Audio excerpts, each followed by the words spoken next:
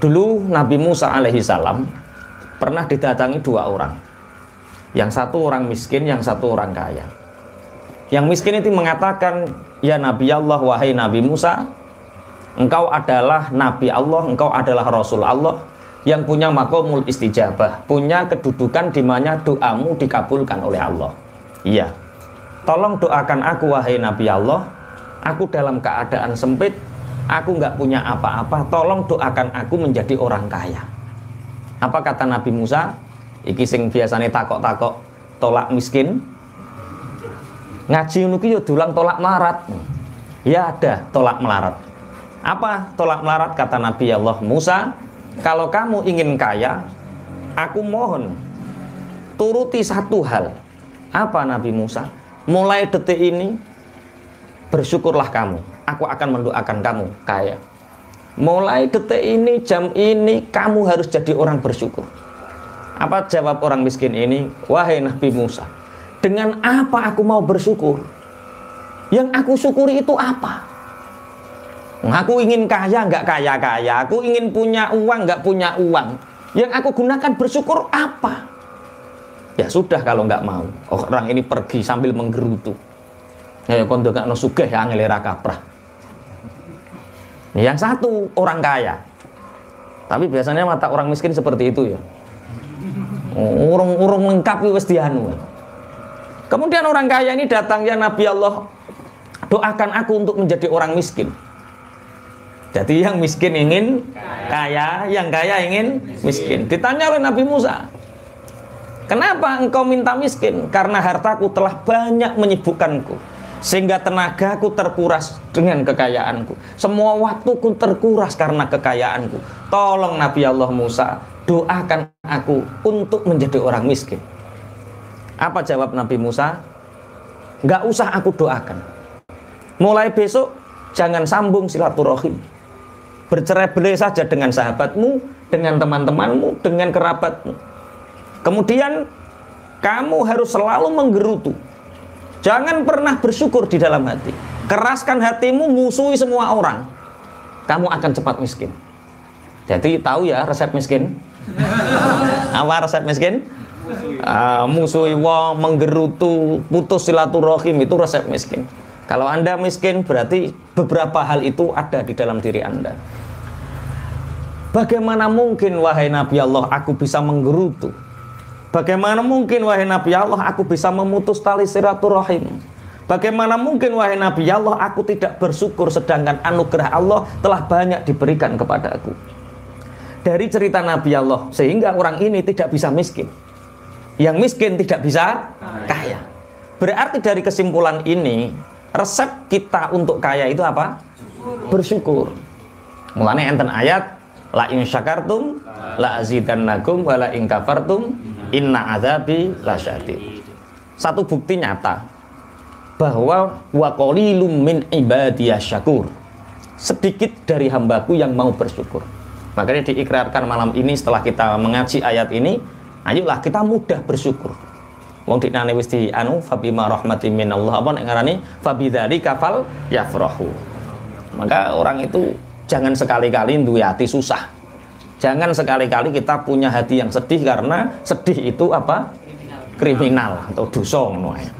Lah, di dalam hadis Sahih Bukhari diceritakan bahwa Nabi Allah Rasulullah Nabi Muhammad SAW itu menceritakan di Bani Israel itu ada 3 orang. Mungkin sampean sering mendengar cerita ini, tapi ini diulang terus untuk apa? Untuk memberi respon positif terhadap diri kita. Jadilah orang bersyukur. Dahulu ada 3 Bani Israel, 3 orang Bani Israel, itu satu dia punya penyakit lepra. Lepra itu tangannya putus, membusuk, gatel, panas dingin. Sehingga orang yang punya penyakit lepra ini dijauhi oleh masyarakat, dijauhi oleh teman-temannya, dijauhi oleh keluarganya. Istilahnya diasingkan. Kemudian tidak ada yang mau menemani. Yang ketiga orang tunanetra, orang buta, dia juga diasingkan, dia juga tidak punya banyak teman. Akhirnya ketiga orang ini nasibnya sama. Sama-sama tidak punya teman, sama-sama diasingkan, sama-sama tidak diharapkan oleh masyarakat. Akhirnya Allah mengirim malaikat rahmat ke sana. menemui yang lepra. Wahai, betapa nasibmu seperti ini, kata malaikat itu. Seandainya engkau punya doa yang mustajab, apa yang ingin kamu minta kepada Allah? Aku ingin lepraku disembuhkan, kulitku mulus kembali, sehingga orang-orang akan mencintaiku, menyenangiku, tidak menjauh dariku. Kemudian seandainya engkau diberi kekayaan, engkau ingin punya apa? Zaman biyen ku ngono Fortuner ya, urung ngono Pajero. Mintanya, aku ingin onta. Akhirnya malaikat ini menyentuh tangan orang yang punya penyakit lepra ini, seketika tangannya sembuh. Baunya harum. Kemudian dia diberi 10 unta. Ini aku beri kamu 10 unta, rawatlah dengan baik, bersyukurlah kepada Allah karena ini adalah pemberian dari Allah. Akhirnya orang ini kaya raya sampai berpuluh-puluh lembah. Satu lembah penuh dengan unta. Cara lembah ini cara saiki ya wis padang ngoro-oro penuh dengan unta dia. Berarti orang ini menjadi kaya, dicintai banyak orang. Kemudian yang kedua siapa?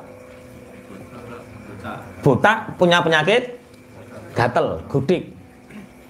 Akhirnya seandainya kamu punya permintaan, apa yang kamu minta kepada Allah? Aku hanya ingin gatel kuning rambut ini dihilangkan, baunya menjadi wangi, orang-orang mencintaiku. Diusap karo malaikat, sembuh. Kemudian setelah sembuh, kamu ingin kekayaan apa? Kalau kamu ingin, yang aku inginkan adalah sapi. Akhirnya diberi sapi sama Allah, sehingga sapi ini, ya pesan malaikat bersyukurlah. Karena ini adalah anugerah dari Allah. Yang ketiga, tunanetra. Apa yang kamu inginkan seandainya kamu doamu diijabah? Tunanetra ini menjawab, aku ingin mataku melihat. Kemudian kekayaan apa yang kamu inginkan? Levelnya turun nih, kambing. Akhirnya diberi 10 kambing. Akhirnya 3 orang ini sama. Yang buta menjadi kaya, yang budak menjadi kaya, yang lepra menjadi kaya. Yang lepra punya lembah yang berisikan unta, yang buta punya sapi yang lembahnya penuh dengan sapi. Kemudian yang tunanetra penuh dengan kambing lembahnya. Akhirnya malaikat ini disuruh oleh Allah, diperintah oleh Allah selang beberapa tahun untuk kembali ke sana. Yang lepra dan malaikat iki membo. Membo itu bahasa Indonesianya apa? Masa menyamar. Menjelma. Malaikat ini menjelma menjadi manusia yang terkena penyakit lepra, baunya busuk, orang-orang menjauhi dan datang ke situ. Wahai makhluknya Allah, wahai hambanya Allah, aku adalah orang musafir yang kehabisan bekal, sehingga apa yang aku gunakan untuk tunggangan kendaraanku pun telah aku makan. Maka demi kemuliaan Allah dan anugerah Allah yang diberikan kepadamu, wahai orang kaya yang istilahnya makmur saat itu berkelimpahan, berilah aku 1 untamu. Apa jawabnya? Enak mencoro. Kene sing nyambut gawe tenan-tenanan, kene yang kerja keras, kuno tahu-tahu njaluk unta. Aku mendengar kata malaikat ini bahwa dulu engkau adalah orang yang terkena penyakit lepra. Dulu engkau dijauhi orang, tapi aku mendengar Allah memberimu anugerah berupa unta sehingga engkau menjadi kaya raya. Apa jawab yang penyakit lepra ini? Kata siapa? Unta ini turusan unta ini tinggalan nenek moyangku dulu. Bapakku, nenekku, buyutku, canggahku, warengku, gantung siwur, udek-udek, kabeh sak mendhuwur. Itu semua kaya.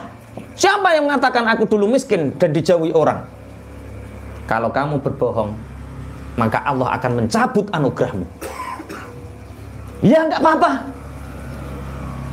Akhirnya apa yang terjadi? Orang yang lepra ini dihabiskan oleh Allah untanya, dijadikan kembali menjadi orang yang terkena lepra. Akibat wa qalilum min ibadiyas syakur. Makanya nek cara wong ingatlah masa itu. Kemudian yang kedua siapa? Buta. Orang buta ini sama persis. Malaikat membo menjelma menjadi orang buta.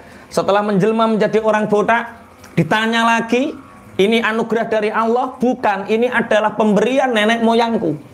Bapakku kaya, terus apa kakekku kaya, kemudian buyutku kaya, canggahku kaya, warengku kaya, gantung siwur, udek-udek, terus baru udek-udek apa Mbah Grom? Masa debok bosok. Pokoknya sak menduwur iku. Masa debok bosok. Jadi apa? Bapak terus kakek terus buyut terus canggah terus wareng terus gantung siwur. Udek-udek dhisik, udek-udek terus debok bosok. Lah yo wong kakeknya gak debok bosok lho. Nah itu kaya semua. Akhirnya aku mendengar bahwa sapi, lembahmu yang dipenuhi sapi ini adalah anugerah pemberian dari Allah, dan aku minta satu saja dari sapimu. Apa jawab si budak ini? Tidak. Kalau kamu berbohong, maka harta kekayaanmu akan habis. Enggak, silahkan. Aku enggak pernah berbohong. Habis ini sapi ini. Yang ketiga siapa? Yang buta, tunanetra. Yang lepra hartanya habis, yang sapi hartanya yang buta hartanya habis, yang tunanetra. Ada orang tunanetra ini, malaikat yang menjelma menjadi tunanetra. Dia kesulitan meminta bantuan untuk perjalanannya dimudahkan. Aku minta satu kambing darimu. Semoga Allah membalasmu dengan kebaikan. Apa kata tunanetra ini? Kamu nggak tahu saya dulu itu seperti kamu. Jangankan satu, kamu minta 100 tak kasih. Ini semua adalah fadl dari Allah. Ini semua adalah anugerah dari Allah. Sudah kamu minta mana? Sudah kamu minta mana? Akhirnya malaikat itu, enggak, aku enggak minta apa-apa. Aku diutus oleh Allah hanya untuk mengujimu. La in syakartum la azidannakum wa qalilum min ibadiyas syakur. Ayatnya sudah jelas, siapa yang bersyukur akan ditambah. Tapi sedikit sekali orang yang bersyukur. Kenapa? Karena menganggap qala innama utituhu ala ilmin indi. Sesungguhnya kita meraih ini karena ini adalah kemampuanku untuk menghasilkan pundi-pundi harta ini. Pun Allahumma sholli ala Muhammad. Nah, jadi kunci daripada kita nanti berhadapan dengan Allah di yaumil qiyamah itu bersyukur. Bersyukur dengan apa? Pemberian dari Allah. Kita bersyukur menghadap Allah, kita pede. Untuk apa anugerah yang aku berikan kepadamu? Hartamu, jabatanmu, waktumu, kesehatanmu, semua ditanyakan oleh Allah. Kalau kita bersyukur, kita bisa menjawab. Kesehatanku untuk beribadah kepadamu ya Rob. Hartaku untuk berjuang di jalanmu ya Rob. Waktuku aku habiskan untuk berzikir kepadamu ya Rob. Akalku aku gunakan untuk memahami ayat-ayatmu ya Rob. Semua nanti terjawab. Itu sebagai bentuk perwujudan syukur. Akalmu kamu gunakan apa? Ning dunya catetane ngaji ora ngopi ya ning Pak. Wah iki ya ngopi nek ngopi apa? Ngolah pikir ya ora apa-apa. Lah nek ghibah tipis-tipis sana, ghibah tipis-tipis sini. Wa qalilum min ibadiyas syakur. Tapi sedikit dari orang yang bersyukur. Maka ini pelajaran untuk kita bahwa kita harus selalu bersyukur. Selalu apa? Bersyukur. Bismillahirrahmanirrahim. Makanya ada satu sahabat dulu yang bernama Abi Qilabah. Ini diceritakan oleh Abdullah bin Muhammad. Ketika Abdullah bin Muhammad ini melewati satu daerah di Aris, satu daerah di Mesir. Ini diceritakan dalam Qisasul Aulia. Itu dia bertemu dengan seseorang yang digubuk. Mulutnya tidak pernah berhenti untuk berzikir, selalu basah. Setelah aku lihat di perkemahannya, ternyata orang itu kakinya lumpuh, tidak bisa apa-apa, kulitnya kering keruntang. Setelah ditanya, ternyata dia beberapa hari tidak makan. Terus zikirannya itu alhamdulillah, alhamdulillah, alhamdulillah. Uang pirang-pirang dina ora mangan, sikile lumpuh, kulit kering keruntak, badan panas sekali. Iku zikir alhamdulillah, alhamdulillah, alhamdulillah. Sehingga Abdullah bin Muhammad iki janggal, sing di alhamdulillah ya apa? Wong sampai eneng mau gregeten karo Gusti Allah, misah-misah no pengiran gak karu-karuan. Wayah nyaur utang orang duit-duit. Wayah goleki anak-anake, wah nakal. Us. Sampai miso-miso Gusti Allah dancuk tenan. Wah kan. Karena apa? Karena hatinya itu jauh dari syukur. Sehingga Abdullah bin Muhammad ini tanya, apa yang kamu syukuri, Pak? Bagaimana aku tidak bersyukur sedangkan Allah masih menetapkan iman di dalam hatiku? Bagaimana aku tidak bersyukur sedangkan lisan ini masih bisa berzikir menyebut asma Allah? Bagaimana aku tidak bersyukur Allah telah memberi anak yang soleh sehingga setiap hari dalam kelumpuhanku ini Allah melewat anakku mencukupi aku. Cuma berhari-hari ini anakku tidak datang dan aku tidak makan. Aku masih bisa bersyukur karena setiap deraian nafasku yang aku keluarkan itu ada asma Allah. Jadi cara yang disyukuri orang syirik itu syukur. Tak baleni. Kita nggak syirik itu sudah apa? Syukur. Kita nggak maksiat itu apa? Syukur. Terus yang mbok susah ya apa? Tolong carikan fulan. Siapa tahu engkau menemukan anakku ciri-cirinya seperti ini. Dicari oleh Abdullah bin Muhammad ini. Ternyata setelah dicari, ternyata di bebatuan itu ada jasad anak muda, ciri-cirinya persis. Dilihat, oh ini anaknya, ternyata anaknya ini dimakan harimau. Datang ini Abdullah bin Muhammad membawa jasadnya. Bapak, ketika Nabi Ayub hartanya dihabiskan oleh Allah, apa yang dilakukan oleh Nabi Ayub? Bersabar. Jawabnya bersabar. Ketika Nabi Ayub anak-anaknya ada wakilah 14 orang, berjumlah 14 orang diambil oleh Allah dalam waktu seketika, daf'atan wahidah. Apa yang dilakukan Nabi Ayub? Bersabar. Kemudian istri-istri Nabi Ayub minta cerai. Apa yang dilakukan Nabi Ayub? Bersabar.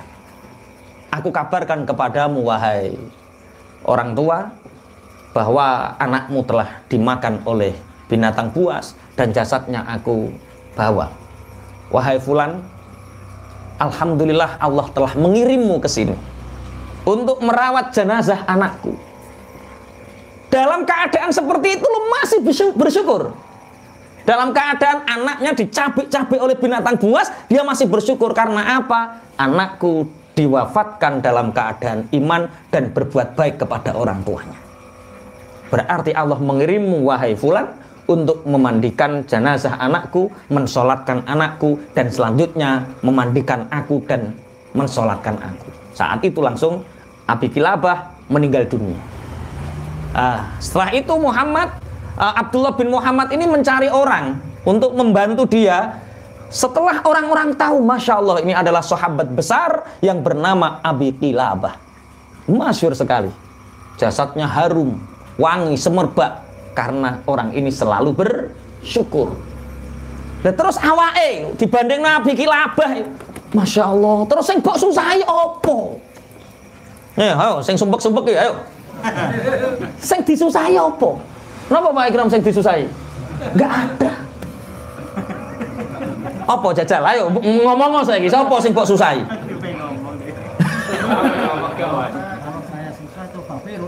Wah. Kalau dia susah, fafirru ilallah, berlarilah menuju Allah, karena kesedihan itu akan menggugurkan dosa-dosamu, karena kesedihan kita menuju kepada Allah, fafirru ilallah. Sebenarnya Allah itu sudah, bahasannya balik, innallaha ladzu fadlin 'alan nas. Banyak sekali anugerah yang sudah Allah kasih kepada kita. Cuma kadang-kadang kita itu nggak merasa dikasih Allah. Makanya ada satu hadis dari Rasulullah, al-qalil minal mahbub katsirun, itu penting kita pelajari dan selalu kita tanamkan dalam hati. Al-qalilu minal mahbub katsirun. Sedikit dari yang kita cintai itu akan terasa besar. Tak boleh nih. Sedikit dari yang kita cintai itu akan terasa besar. Pemberian sebesar apapun kalau kita benci itu nggak ada nilainya. Menurut sampean tukaran karo tonggo, sampean musuhan sama orang, sampean dikasih 2 juta uang nggak kelihatan karena apa? Benci. Saya itu pernah dikasih uang sama Habib Syekh. Karena saya seneng sama Habib Syekh, dikasih uang 2.000, Pak. 2.000 kecil atau besar itu? Hah? Saya pernah dikasih uang Habib Syekh 2.000, dikasih Gus Bahak mulai 20.000 sampai 1.000 sampai petang atau 1.000 you tahu. Uangnya masih Pak sampai sekarang karena apa? Aku mencintai mereka. Tak simpen masih 2.000. Tapi tak titiknya tak tambahi dewi Pak. 2 miliar. Loro kan 2.000 toh, nolnya tak tambahi. Ditambahi piro tak kayak titik.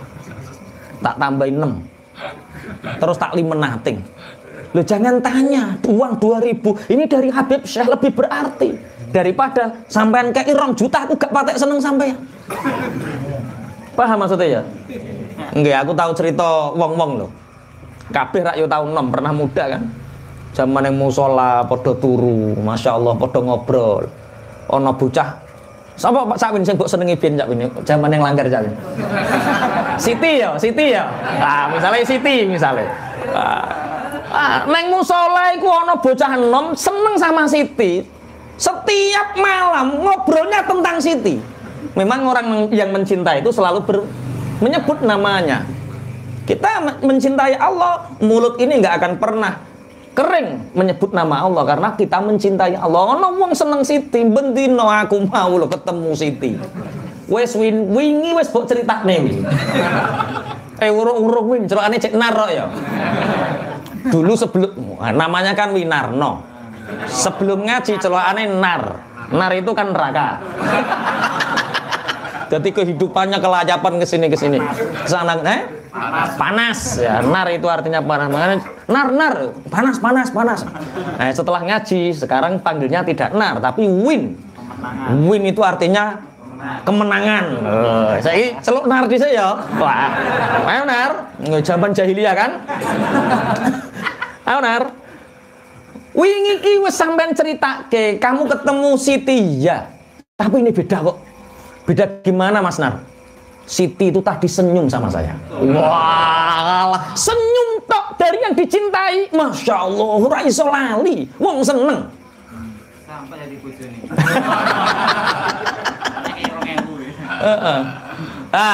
Hari berikutnya Narno ini dikasih permen Kopiko. Nek ngerumat ya Allah. Diocei, didilat, leboke plastik ada isap ya Allah. Sak musola geger Nar. Glani Kopiko nek ngerumat. Apa kata Cak?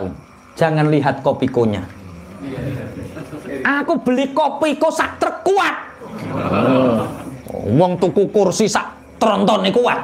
Apalagi beli Kopiko kuat. Jangan lihat Kopikonya, tapi ini Kopiko dari Siti. Kecil dari yang kita cintai akan terasa besar. Allah sudah ngasih banyak kepada kita. Anugerah. Mata bisa berkedip, nyawa yang masih ada di kandungan badan, iman yang masih menetap, kesehatan yang masih bisa digunakan. Itu semua anugerah Allah banyak dan besar. Tapi mungkin karena kita belum terlalu mencintai Allah, sehingga anugerah yang sebesar itu kelihatannya kecil. Berarti sing keliru Allah apa awake? Awake. Berarti kalau Anda ingin tahu seberapa banyak Allah ngasih anugerah ke kita, seberapa besar Allah di dalam hati kita. Itu jawabannya. Gusti Allah ki kurang aku ki karo aku ki mbah piye yo. Modelnya rapatek perhatian no. Aku ini kurang ngopo jajal tahajud wes sedekah wes kok ngene ae. Itu karena kamu menganggap Allah itu kapitalis dan makelaran. Mestinya jangan gitu pula pikirnya. Allah sudah ngasih banyak kita. Karena kita belum terlalu mencintai Allah dan tidak mencintai Allah, makanya kita seberapapun dikasih Allah kelihatannya kecil. Tapi sedikit apapun pemberian, kalau kita mencintai Allah kan besar. Orang dikasih sakit sama Allah, kalau dia cinta Allah, alhamdulillah dosaku hilang sebab sakit ini. Orang tidak dikasih uang sama Allah, kalau dia cinta Allah, alhamdulillah gara-gara aku nggak duit gak iso selingkuh. Perkara aku duit potensi soalnya. Yang ganteng yo ngomong enak, wah lagi potensi mulai alhamdulillah ya Allah gak duit lah. Dalam setiap keadaan kita bisa bersyukur, paham maksudnya ya? Berarti sing salah Allah apa awake? Awake kita belum mencintai Allah. Makanya pemberian Allah yang begitu besar terasa sangat kecil.